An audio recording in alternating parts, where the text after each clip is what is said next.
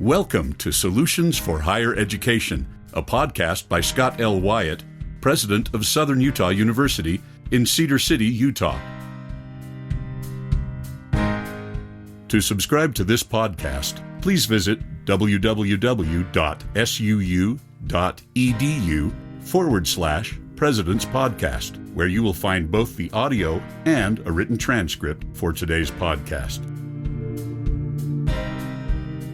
Hi again, everyone, and welcome to Solutions for Higher Education, a podcast featuring Scott L. Wyatt, the president of Southern Utah University in Cedar City, Utah.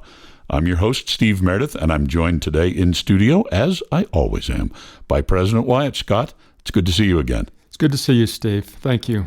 So this particular run of podcasts that we've been working on, we decided that our thesis statement, our topic, would be Innovation in Higher Education, lessons learned, right? And so this is another in that series where we have invited people to come and join us on the podcast to talk about something that SUU has been involved in that we consider to be innovative, but to talk about it from every aspect. So we've had a little bit of time to develop whatever this program is, and what have been the ups, both unexpected and expected, and what have been the downs, if there have been any.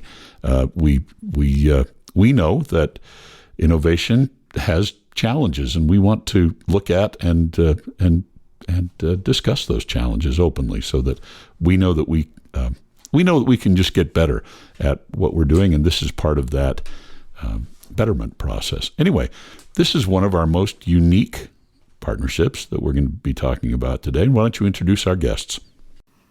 Thank you, Steve. We're delighted to have from Traverse City, Michigan, Tawny Hammond. Tawny is the National Director of Learning Advancement for Best Friends Animal Society. And how's life in Traverse City today? Oh, thanks for welcoming me. Thanks for having me. You know, today is a perfect fall day. It's beautiful. It's about 70 degrees and sunny. And I hope to get a good walk in after work today, but it's gorgeous up here. The leaves are just starting to turn. Oh, that's perfect. In addition to Tawny, we have Melynda Thorpe. Melynda is our Executive Director of Community and Professional Development here at Southern Utah University. So welcome, Melynda. Good morning. Thank you for having us. Community and professional development, Melynda, since you've been here, have really taken off. Well, thank you. You've done a spectacular job. And as we think about professional development and community education, probably the best, most robust program that we have with any industry partner is this SUU Best Friends Animal Society partnership. I think you nailed it. This absolutely is our most robust, our most demanding, and our most exciting. Is that fair to say, Tawny? That's fair to say. I like that. I hope we're demanding in the most positive way possible. Oh, absolutely. It's been a delight to work with Best Friends Animal Society, and I'm really excited to be here today to be able to share more about it. Best Friends Animal Society, Tawny, why don't you give us just a little bit of an introduction? Some of our listeners know Best Friends well, and some of them don't as well. Yeah, I'd love to. Yeah, so Best Friends Animal Society is a national organization. We've been around for over 30 years, and we're the only national organization or nonprofit that's focused specifically on ending the killing of pets in our nation's shelters by 2025. We set a goal for 2025, and in general, our mission at Best Friends is to bring about a time when there are no more homeless pets.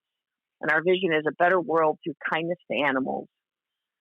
And we have been at it for a while, really focused on it. But here recently, we've become extremely strategic and focused. Our CEO, Julie Castle, who's an alumna, of course, of Southern Utah University, in 2016, put a flag in the sand and said, we will eliminate the killing of pets in shelters by 2025. And so that's what we're focused on, and that's the primary focus of all we do. Well, and you're based out of Traverse City.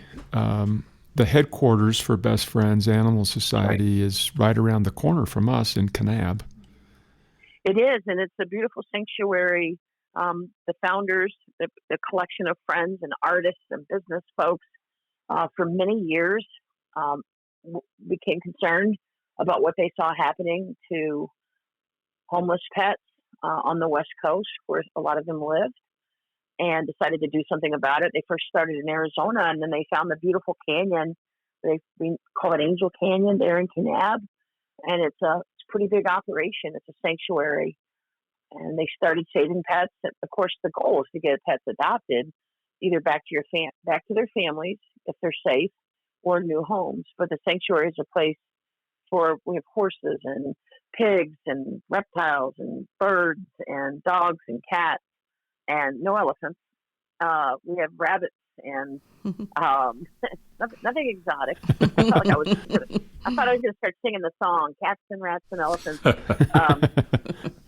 But the sanctuary is beautiful. It's a centerpiece of our organization, and it's in a very spiritual, important place to many people.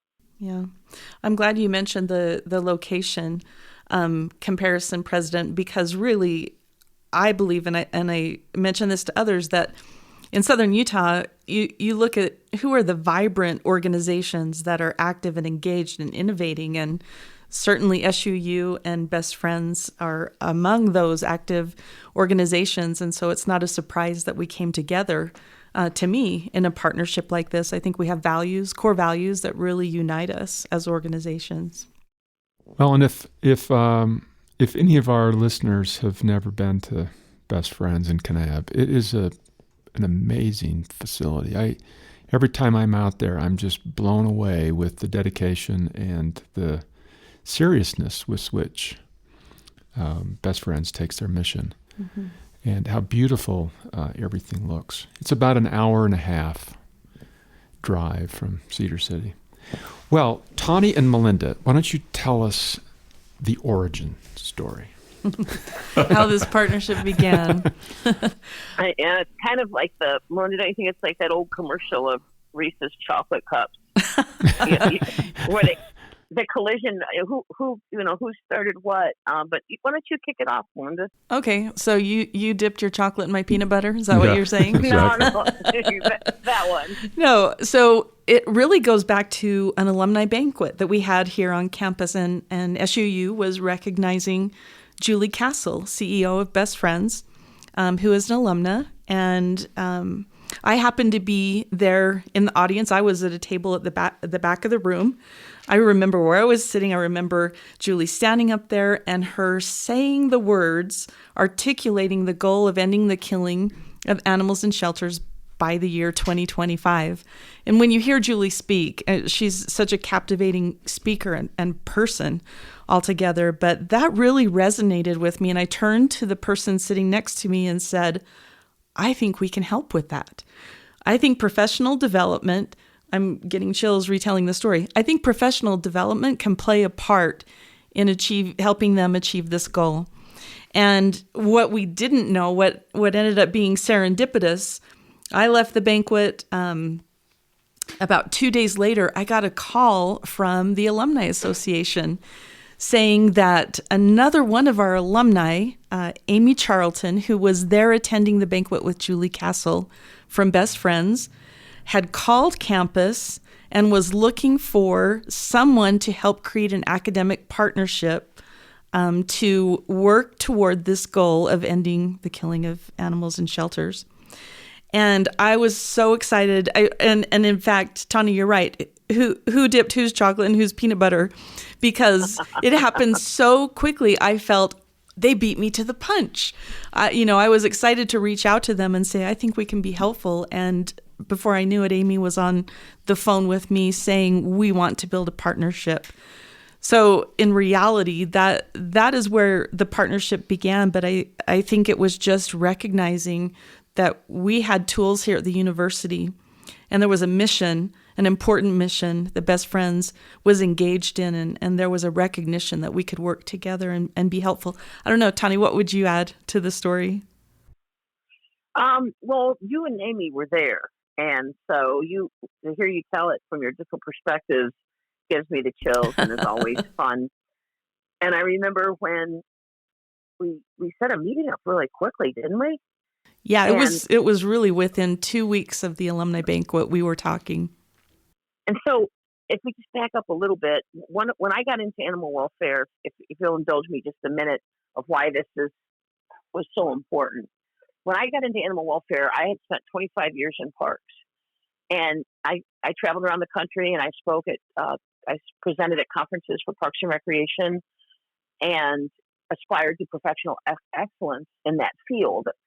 Safe playgrounds, safe pools, trails, senior centers, preschools, ball fields, natatoriums, fitness facilities, golf courses, historic sites.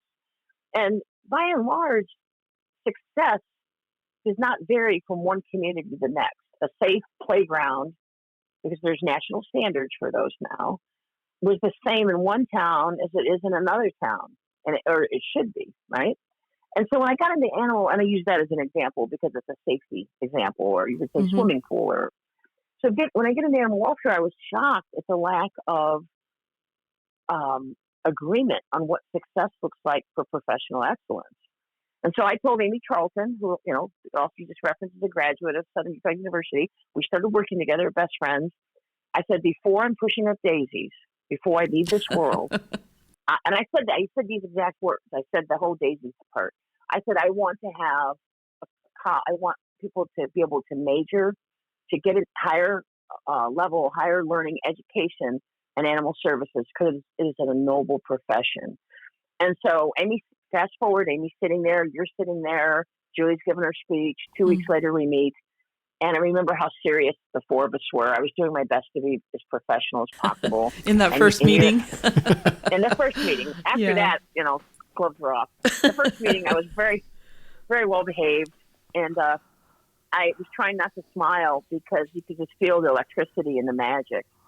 And I remember at the end, you said, I think we can work together. And I just wanted to throw my headset off and dance around the room, because it was a really important time to me professionally and personally. Yeah, I was delighted at that first conversation. It was really, truly like all of the electricity, as you mentioned, came together, the connections were made, and we knew we were on to something. When was this happening? November?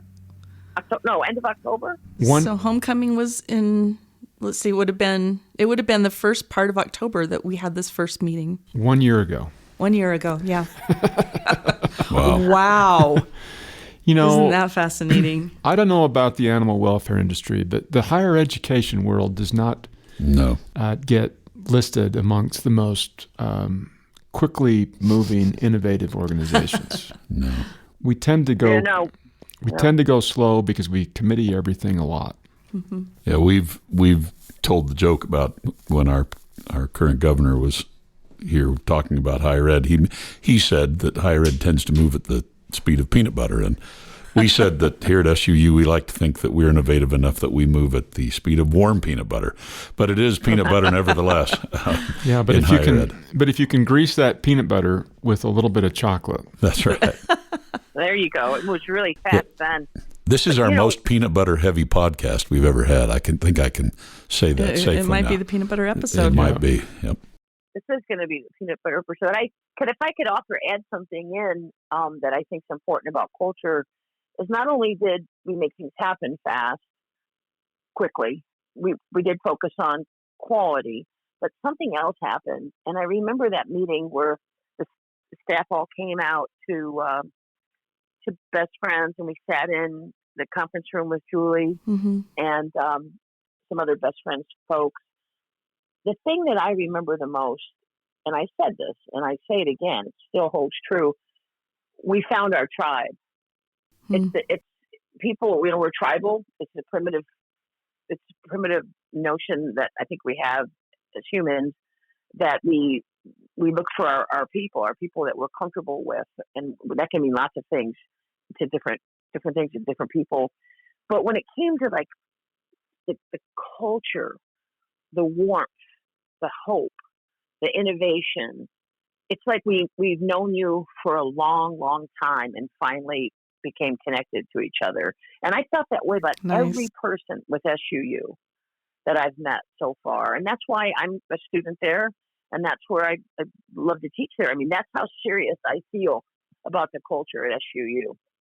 So well stated and articulated. And we certainly here at SUU feel the same way with the relationships that we have with you at Best Friends and the organization as well. Well, and I'm glad that the first contacts were with Melynda, because Melynda, you really embody that. Thank you, President. She's amazing, President. Let's look at the last 1 year. What are the deliverables? For a listener, what are we talking about? Tawny, do you want to rattle off our deliverables? Yeah, I'll start, and then you can fill in what I maybe leave out or could do a better job than I. But the first thing that we listed up is the Executive Leadership Certification Program. This is a certification program for top level directors and decision makers, deputies, the highest level in animal services organizations, and that could be municipalities or nonprofits. Nonprofits often hold a contract for animal services in a city or a county, and sometimes they're regional centers. We could counties and cities combined. And the Executive Leadership Certification Program was something that I worked on closely with Amy Charlton and Tina Overgaard, were my teammates on that project. And we already had it built out, the modules built out. We've been working hard on it, and we presented that to SUU, those modules and a syllabus, and that's what you reviewed and approved, and that's how we got started. Mm-hmm.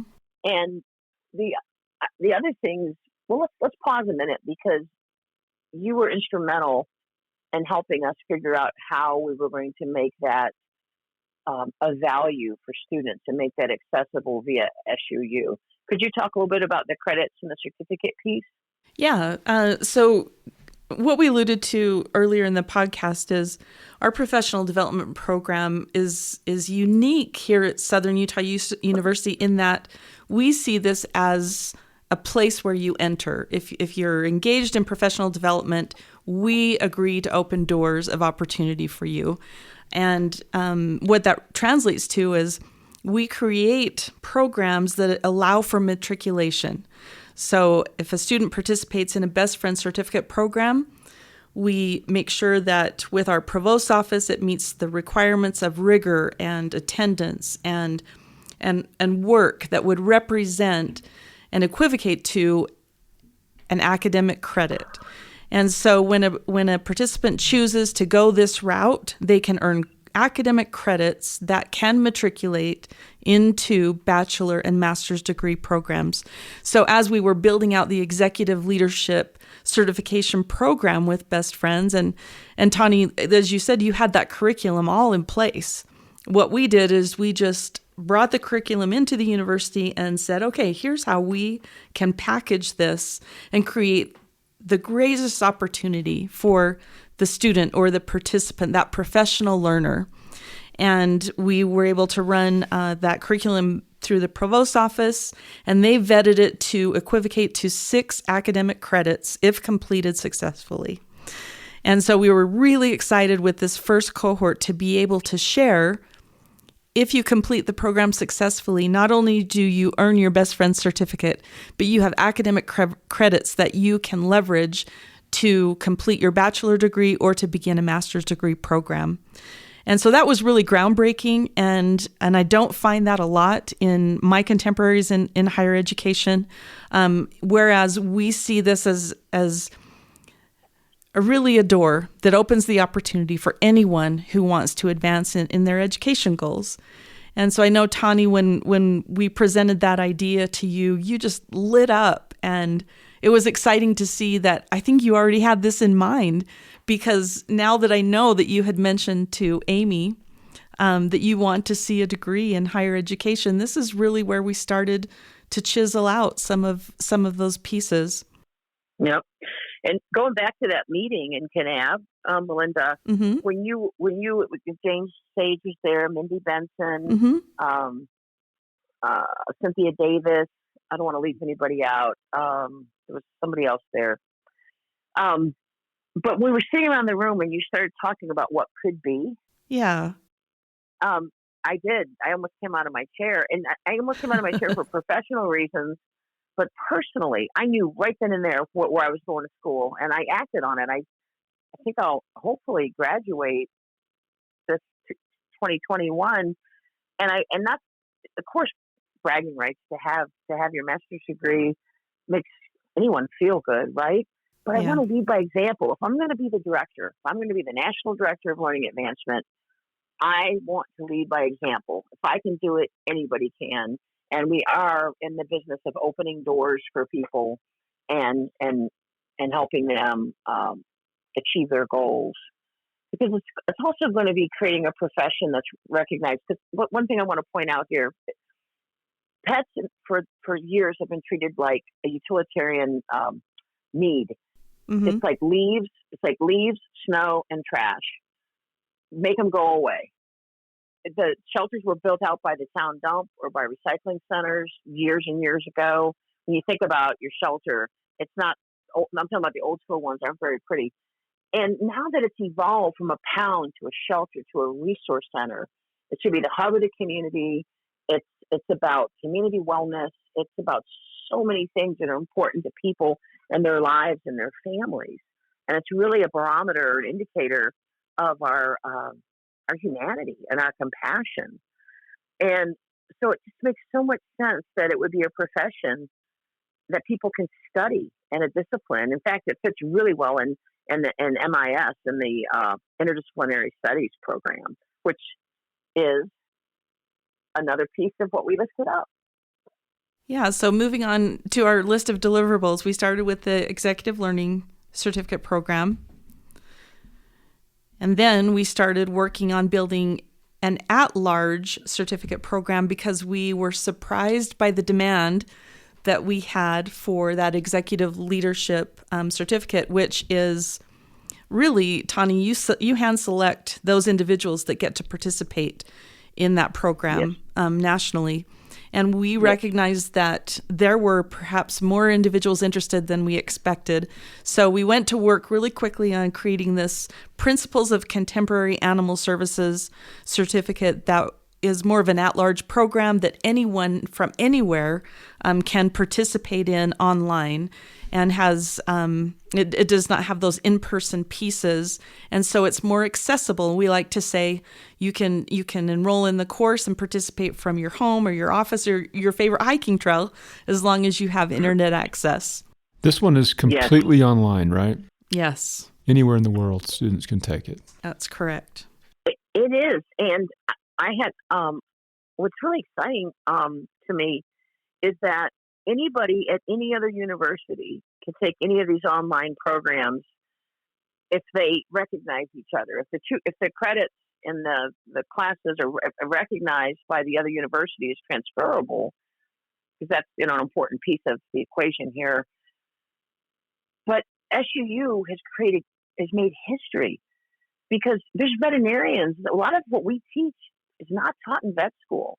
They deal with other important things to become a veterinarian, but the whole piece about animal services and animal shelters and pets in our society and the connectivity to social justice would really benefit them. And I think that because this is online, I'm hoping that we can figure out how to make this open to people that are other learning institutions. They don't have to recreate the wheel. We've got it. We did it. And the POCUS class that you referenced a second ago, we're starting our second one in October. And I was an instructor for that course. And I had, 20 students in the first course. Mm-hmm. And the feedback I got was so positive. They were saying things like, you've opened a door for me as a profession. And they're hungry and they want to sign up for other classes and they want to learn more. And some of them came to the symposium. Okay, so that touches on our third deliverable, our Best Friends Reaching New Heights Professional Development Symposium, which we just carried out last week. We did. And it was pretty exciting. Is that the metrics for it, we had, it's our first time ever. And this was really born in the middle of COVID. But the middle of March, I was on an executive leadership certification cohort call. Amy Charlton and I were talking to them, and we called an emergency meeting on a Saturday. It was clear that travel was out of the question. And we let the cohorts of the ELC decide whether they were going to go forward or cancel or postpone. And they all voted unanimously that they wanted to continue because they needed that learning community. They knew it was going to be really rough. And they, to their credit, they met every week, 90 minutes. They stayed in the ELC course. Some of them, it helped save their jobs when they were dealing with change. And change can be difficult, and not everybody embraces it. So some of them, the course and the community and the connectivity and the learning saved their jobs and kept helped them keep their sanity when they were going through some very emotional times. And one of our directors was in Minneapolis, where George Floyd had been murdered, been killed, and her city was burning around her. She had to move her shelter twice. And she said that she had stood up a foster program immediately and got all the animals out of the shelter, something that she resisted prior to the ELC. And she said because of that course, it changed her life, it changed her professionally. And that's just one example of others. And so it was a pretty powerful time period. And my point was, in the middle of it, I said, we should do a symposium. The conference was canceled. Best Friends decided early on, very rightly, sagely so, to cancel it. And I said, the learning's not going to stop. I mean, it reminds me, President, of your story of Sorrel and going up in the snow in the mountains. We're in the middle of a global pandemic. Yeah. And we're like, we're not stopping. There is no stopping in baseball. I love that. Well, it's these really difficult times that force us to think of new ways of doing things, and if we do it well, we have discovered something far better than what we were doing before. And you look at an online symposium, less expensive for the participants, more convenient. We have found in our other things like this that we have far higher participation, which means that you actually reach out and help more people, which results in a bigger impact. Absolutely. And for this, we made it like no other. We made it very dynamic and fast paced. We had about 380 folks sign up. We had 290 participate. But here's the kicker. We found out that people were watching the symposium with their teams and their colleagues in the animal shelters. So we have a survey now. We'll know by next week what our attendance is, but I actually queried some people I know that attended, and they're telling me sometimes they'd have 10, 15 people in the room. That's great. So you do the math. I'm not trying to I don't want to inflate our numbers, but we simply want to have an accurate understanding of who benefited from the symposium. And that's super important for return on investment and impact. I think we're going to see well over 1,000, but we'll report the number when we get it. I know that the people that benefited and participated was far higher than who was actually logged in. And so that's important to know. And, the symposium, we did that from March when we first started talking to you, Melynda. Mm-hmm. University totally put their arms around it. And how many months is that? End of March.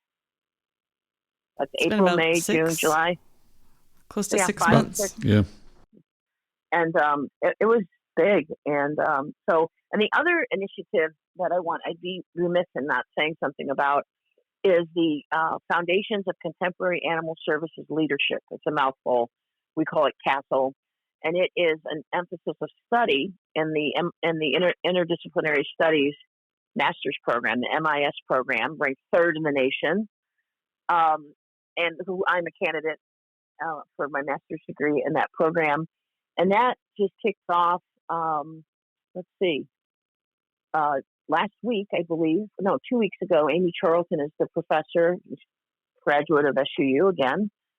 Mention that. That's noteworthy. And that class is another history maker and another initiative that we've partnered together on. Yeah, we now have a master's degree option, emphasis of study here at SUU in animal services. So you can get a master's of integrated studies, and with an emphasis in a variety of things, but we have an emphasis in animal welfare. Yep. Yes, contemporary animal services, and it's all. And I do want to point something else out that's important for listeners. This isn't the world of putting the best friends in our learning opportunities. We sample if it's a study, if it's data, science-based, proven practice. We include it. So we are including things from the Humane Society of the United States, the ASPCA, Maddie's Fund, National Animal Care and Control, Animal Farm Foundation, and there's other Alley Cat Allies. There's other amazing organizations around the nation that are doing good work and helping save pets, eliminate the unnecessary deaths or killing.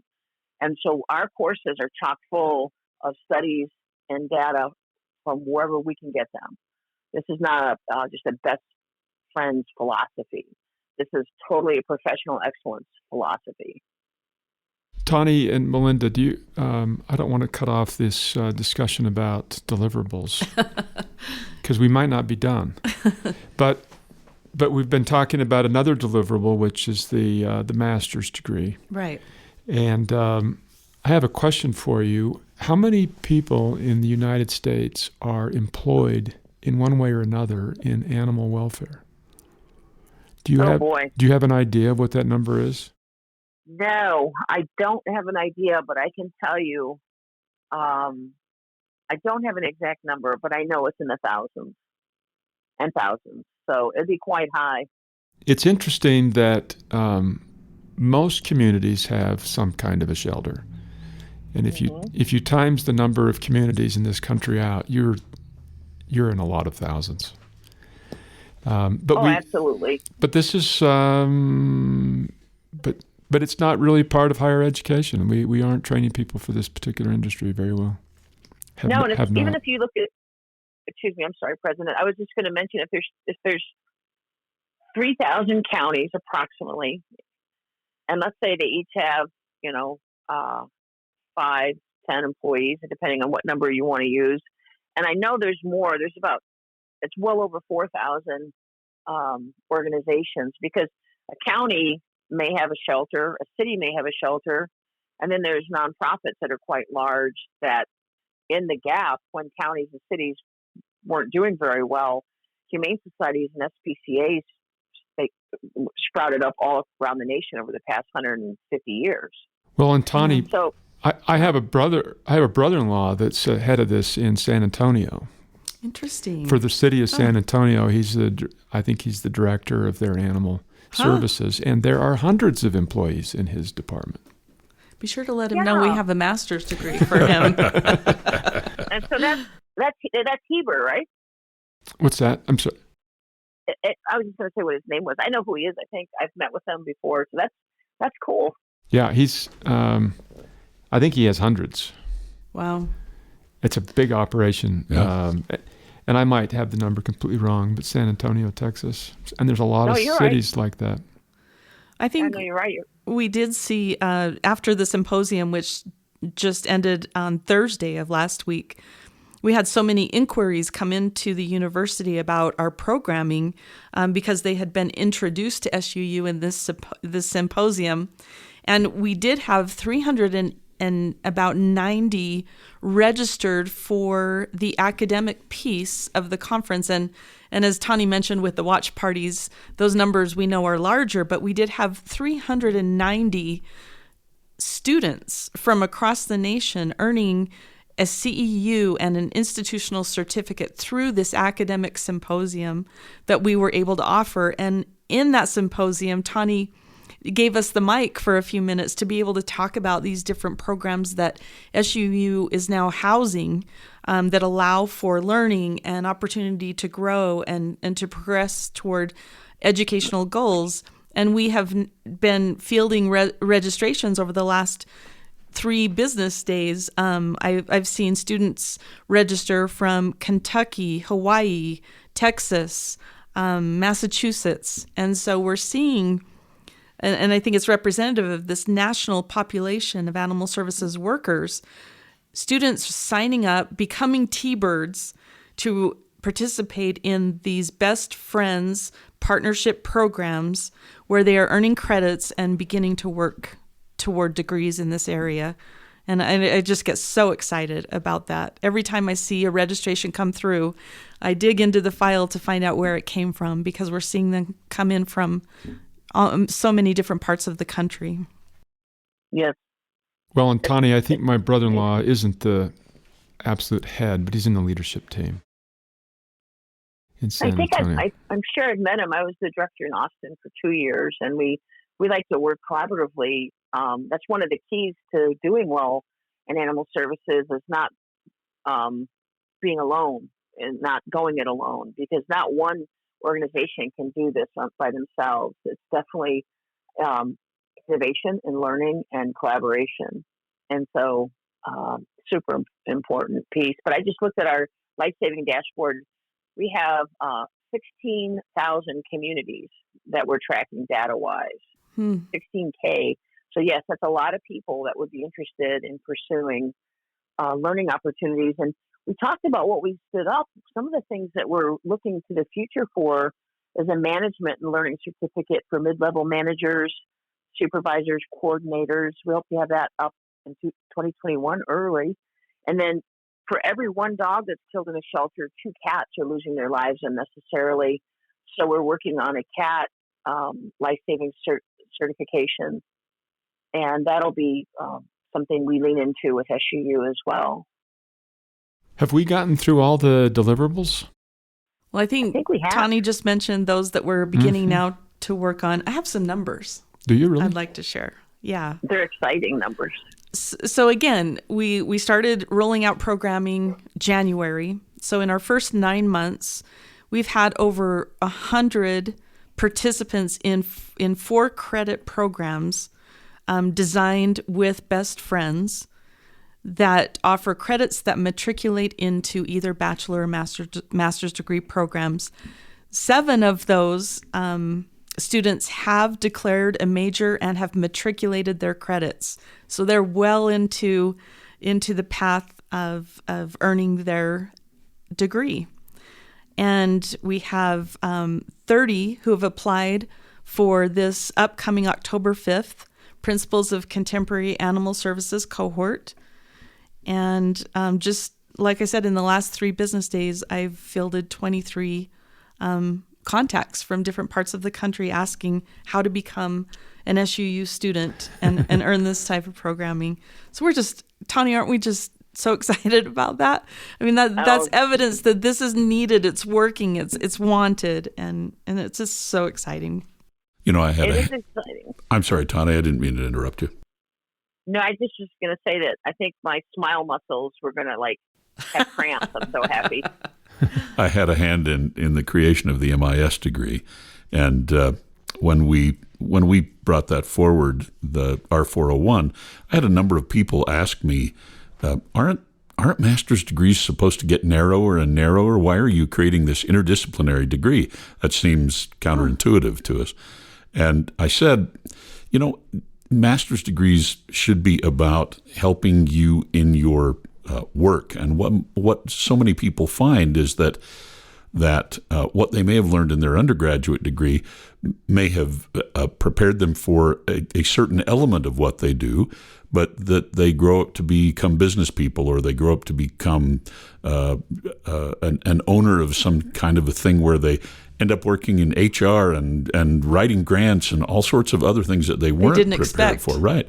And so the MIS degree part of this is very exciting to me because having these 3 9-hour credit pods that you can sort of be involved with, having a best friends pod and then being able to choose business management or being able to choose communication or being able to choose one of the others. Hopefully this will be very, very attractive to people who are working in this industry and find that that at the undergraduate level, they may have gotten certain elements of what they needed, but they didn't get everything they needed. And so I love the idea that, I mean, if you would have asked me if we would have had a partnership with Best Friends when I wrote this, I would have said no. You wouldn't have seen that I coming. wouldn't have seen that coming, but I love the fact that this is so modular and so flexible. It's really working. great. It is. It's working. Well, some master's degrees are focusing a student into a particular area of research That's or right. study. Sure.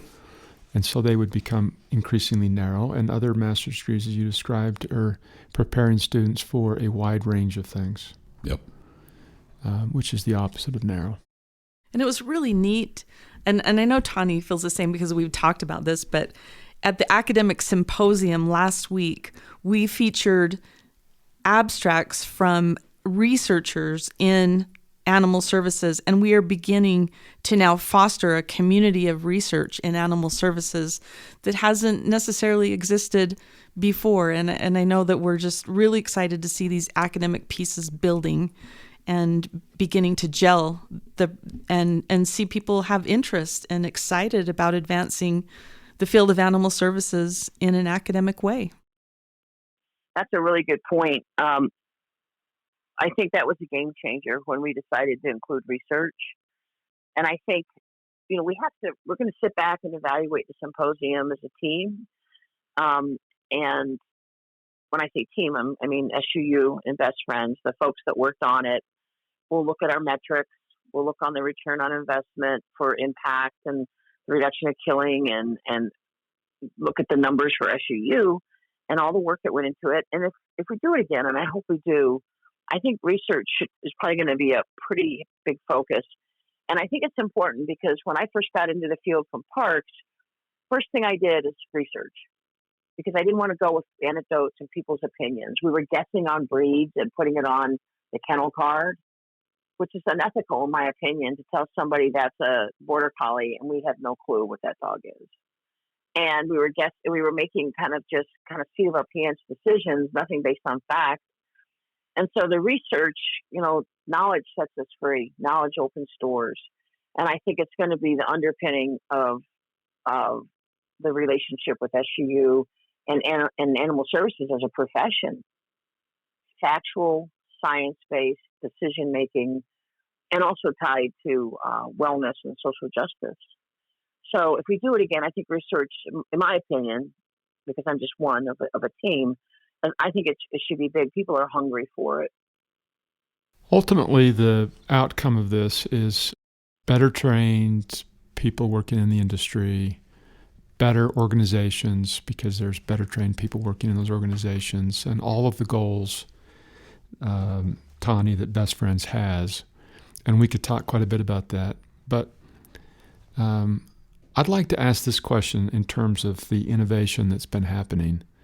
And that is, it's actually two questions. And the one is, what have you learned that other innovators of these kinds of programs between industry and higher education, what have you learned that could help them if they're trying to do something similar? And it may have nothing to do with animal welfare. It might just be anything. What are the lessons learned for innovation?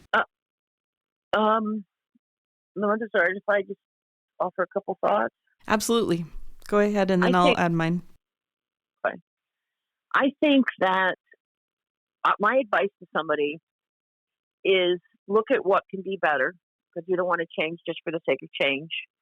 But what is the problem we're trying to solve for? What is the need? What is the wicked problem, wicked solutions? I love that notion. So you find something that needs to be better, whatever it is. Public health, could be a social justice issue, could be around education, could be around equality, psychology. So what is it we want to solve for? What do we want to know more about? But I think more importantly, then we need to look at one thing I thought about a lot in developing these programs is just how we've changed since 2006 to 2009. What's happened with internet, what's happened with cell phones, what's happened with our world and our lives and how we learn, how we're inundated with stimuli. That's going to inform how you interact with people. We've got to meet people where they're at. Mm-hmm. and also the education is reciprocal. It's a learning process. It's not one way. And the last thing I would offer is to be innovative. I mean, we could have crawled up into a little ball in a corner when COVID hit and been motivated from fear and not taking risks, because what if we fell on our butt? Well, we had a CEO because of her shaping her formative years and shaping an SUU that's bold and courageous. Mm-hmm. And we have a culture in our organization that we are not. We run into the burning building. We do not run away from it. And I'm talking about service, not literally. I probably would run away from a burning building. But, thank you. Good to know. We got the metaphor. We got it. Yeah, I figured you did, but I didn't. The listeners would go, "What? This woman's nuts." But to be courageous and be bold and be positive risk takers, but in a strategic way, right? We were very careful and thoughtful. So Mm-hmm. I didn't offer that very neatly. I apologize, but that's what my thoughts are. My advice for others. No, that's great. And it very well sets up what my thoughts in response to President's question were, is we have not been afraid to innovate in real time.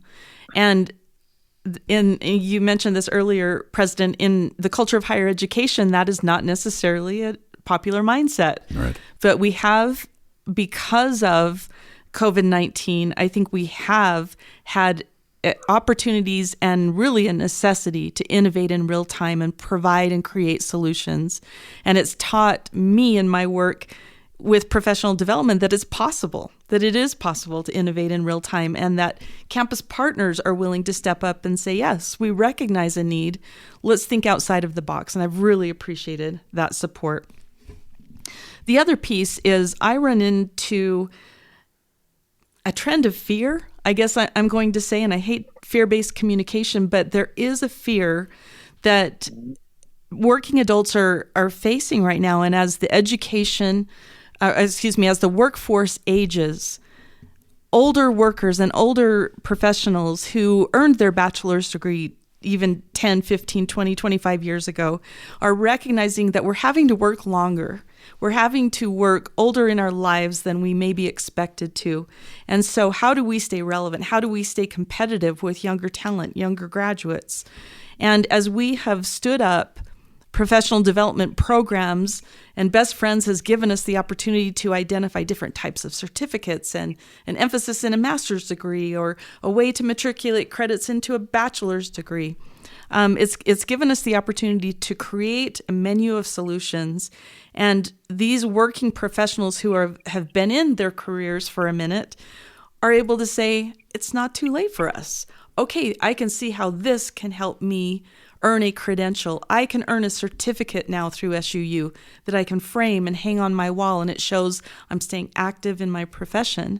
And I think for other universities, as you asked, something I've learned is the workforce is wanting this, they're needing this, they're afraid they're going to become irrelevant or lose a competitive edge. But this ongoing professional learning is filling in a gap in our nation. We're providing a way for people to stay relevant and engaged and to keep learning, and that it's not too late, ever too late, to come back to education and to open a door of opportunity for yourself.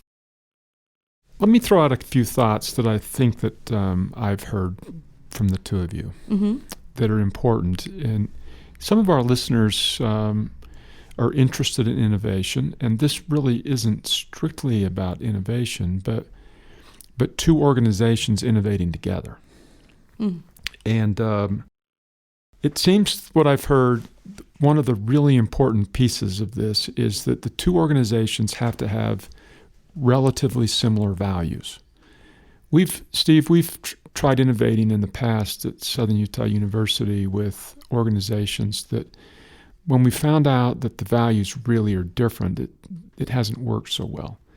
So just a really simple explanation of that, a nonprofit partnering with a profit organization. If the profit organization is overly interested in profit, then there might be values that don't work. That's right. Because they're tugging and pulling. So that's one kind of an example. the values have got to be similar enough, the goals, the mission of the organizations. A second one is it's got to be people. The fact, Tawny, that you and Melynda connected so easily, where the two of you wanted each other to be successful, and we're trying to promote each other and promoting each other's organizations. It feels like in order for organizations to be able to collaborate together, each one has to be able to say, we want the other organization to be successful, and we're willing to give up something or do a little extra. This is no different than coming together as partners for life, you know. Yeah. That Right. if I get married to somebody and I think this is a purely 50-50 deal, then it's probably not going to work, because it never feels like 50-50. And maybe a third one is that the organizations have to have, the people in the organizations have to have this culture that allows for trials and failure and support and encouragement, so that those that are working on the innovation aren't constantly stressed with, what if this doesn't work? Then I'm in trouble. Mm-hmm. Yeah, that's such a good point. And while you were Yeah. speaking, President, I remember Melynda doing those types of things, like when we were trying to, problem solve, and everything from price to structure to timing to you name it, all the little the micro and even macro decisions. There was that give and take, and just that, I call it grace and respect. There was that mutual understanding, and each of us wanted us to be successful separately Mm-hmm. and together. Don't you think? I can think of Yeah. so many examples, particularly from you, Melynda. Oh, well, I'm thinking of all the examples from you. We really, there has been a give and take, and I think you nailed it with mutual respect and wanting this to be successful, and giving each other some leverage to be able to, that comes with the being able to be successful in innovation, to be able to make mistakes and to pick each other back up and to redirect and refocus. We're very lucky to have that collaboration. I remember, Tawny, you brought up that first meeting that we had in person in Kanab. And I remember our Vice President, Stuart Jones, and Julie Castle, your CEO, were there. And they're old friends. I think Julie worked for Stuart Jones when she was a student on campus. And I remember when we were sitting around that table in your boardroom, them saying to each other and then to us, this partnership is bigger than those of us sitting at this table today. We need to sign the papers and get out of the way. And I remember that, and I think about it often, because in part of innovating and in part of giving and taking and making some sacrifices, it comes down to that thinking of the animal services worker in some corner of some community in some state in the United States or any other part of the world, needing help to be successful in the work that they are doing, to try to be the best professional that they can be. That's what this work is about. And that's what I interpreted them saying that day, is this is bigger than all of us. We're representing individuals in so many areas and parts of the world. It's easy to give and take and to make a sacrifice or to work an extra hour or two in an evening to make or achieve a goal or a deadline, is remembering those people and working for them. And I think that's something that mutually we are both working to accomplish, is representing your constituency with integrity. Well said, my friend. Trust is important, and it was hugely helpful in this partnership that your CEO, Tawny, Julie Castle, had been a student here, and not just a student body president. Yeah. And when you talked about Stuart and Julie together, I had this fun little image pop up in my head, because Stuart comes from a long line of sheep ranchers. I didn't know that about Stuart. So his family has a sheep ranch, and Stuart said that he ran away from that as fast as he could go. But he must still have a soft spot. But anyway, that's kind of an interesting. That's fun. Yeah. Well, here's my last question. Unless there's something I've forgotten, Steve or Tawny or. No, I think we're ready. Let's hear it. My last question is, how is Best Friends better, and how is Southern Utah University better because of this partnership? Oh, wow. You want to go first, Melynda, or you want me to go? Well, yeah, I mean, something that pops into my mind right away is that we're recognizing that there's a need that maybe we were not so much aware of before. And I touched on this already, but people in the workforce recognizing they're going to need to stay relevant longer in their careers than maybe they had originally expected, and they need education after they come for that first initial bachelor's degree in their 20s.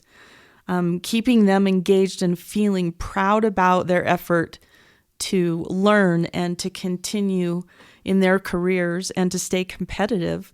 I think this partnership has opened our eyes to that, because academic options have not been so much available in animal services previously.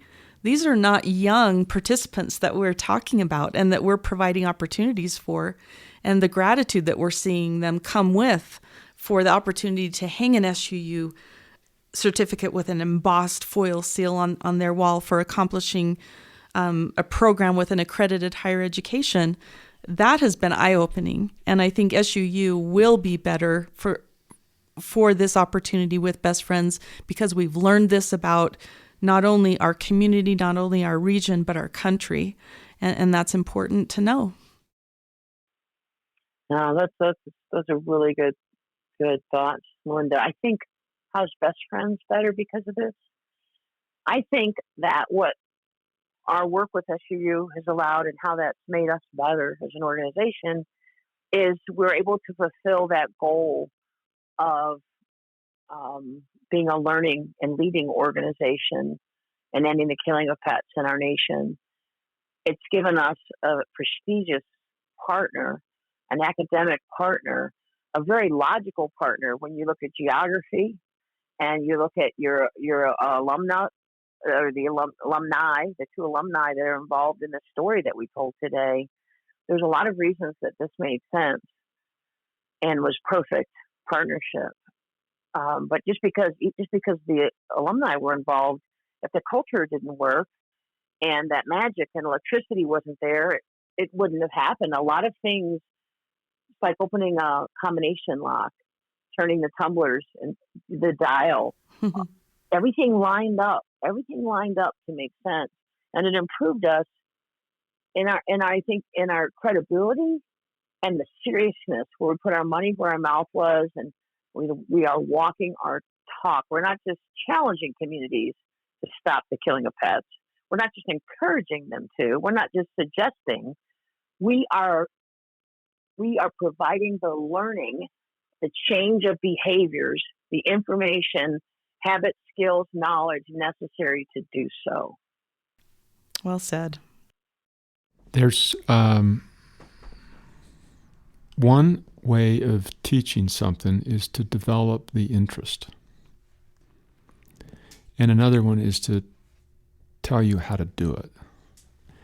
And sometimes we spend, in the world, we spend too much time providing motivation and not enough time with the actual teaching of how, and too much emphasis on the motivation and the reason and the why without an adequate amount of specific instruction on how to do it leads to discouragement. Because we know what we want to do even more than we ever did before, but we still don't know how to do it. Or how to, and you know, the animal welfare is a really broad topic. It's anyway. This has been a fun conversation. I thoroughly enjoyed. And Tawny, I can't wait till the next time I'm in Michigan. Get out on the lake. Yeah. I can't wait either. I'm going to get you in a kayak, or we have a family business here. We have an outfitters that my brother runs for the family, and we do tours and trips and kayak. Beautiful. I'll get you in a kayak or on a bike, get you out on the trails, because I know how active you are. You'll probably go run 100 miles somewhere. Yeah, but if I can do that in a kayak, that would be more enjoyable. Well, you're always welcome here. Always. Thank you so very much to both of you. You bet. Thanks for having us. Thanks for giving us an opportunity to sit down for an hour. Like I said, we are innovating in real time, so we're busy. We appreciate this opportunity. You've been listening to Solutions for Higher Education, a podcast featuring Scott L. Wyatt, the president of Southern Utah University in Cedar City, Utah. We've had as our guests Tawny Hammond, who joined us from her home in Traverse City, Michigan, on the phone, and Melynda Thorpe.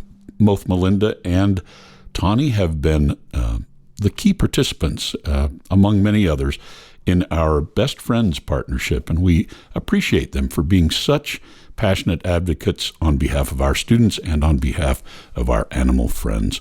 And we appreciate you for listening, our devoted listeners. We will be back again with another podcast soon, and we'll see you then. Bye-bye.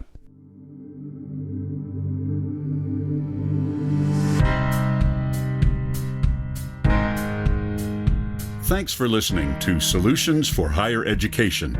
To subscribe to this podcast, please visit www.suu.edu/President's Podcast, where you will find both the audio and a written transcript of today's podcast.